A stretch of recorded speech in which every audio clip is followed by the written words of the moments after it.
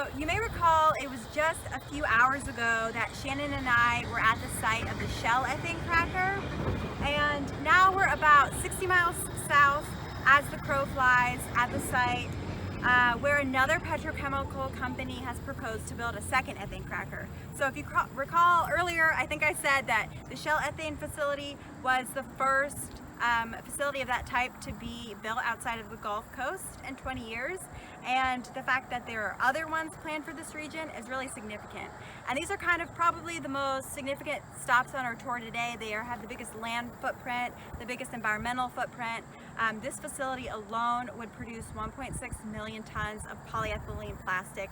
Again, that's the plastic that goes into things like water and pop bottles, packaging, and it would require more fracked gas to do that. This site behind me used to be a coal-fired power plant. Again, it just kind of shows how this region's legacy of extractive polluting industries has paved the way for a new wave of polluting industry. And the company that's looking to build here is PTT. They're a Thailand-based company.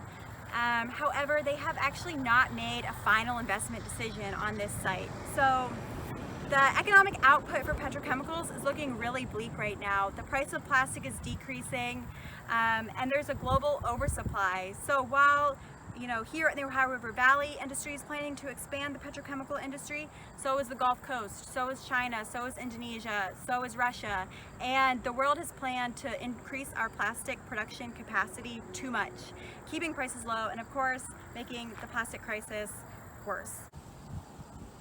PTT's partner in developing this site, Dilles Chemicals, recently pulled out of the project. Another sign that the outlook for it is not so great, and PTT let their air permits expire.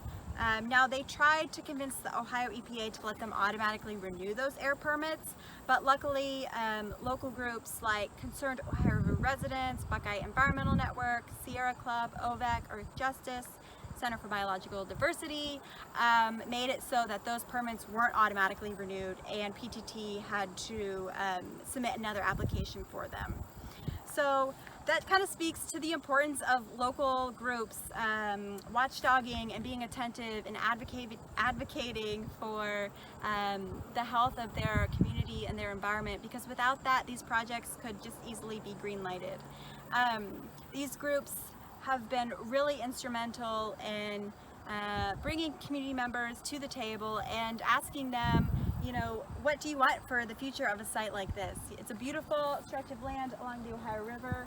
It used to be a coal plant, but should we really develop it to be a plastic manufacturing facility? Is this going to be another boom and bust? How do we protect workers as we phase out of fossil fuels? These are all questions that these groups are leading the conversation on, so I would really encourage you, especially if you're local, follow Concerned Ohio River Residents on Facebook. They're going to have some really upcoming ways to get involved, some citizen science projects, and be sure to connect with them.